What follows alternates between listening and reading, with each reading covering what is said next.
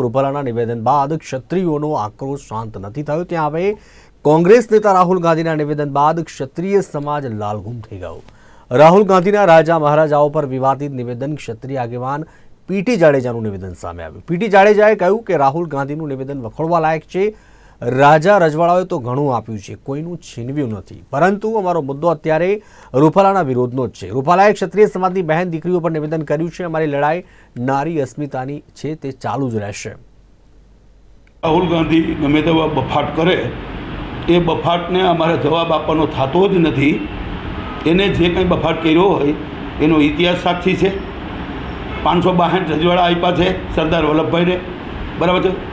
બંધારણ પણ લખ્યું છે, ત્રાંબાના પત્રે લખાયેલું છે કે ક્ષત્રિયો પાસે જમીન હતી, રાજા મહારાજો પાસે રાજ હતા, તો જમીન લઈ લેવાની વાત તો ક્યાં છે? જમીન કોઈ પાસે નહોતી એને ક્ષત્રિય સમાજે આપી છે।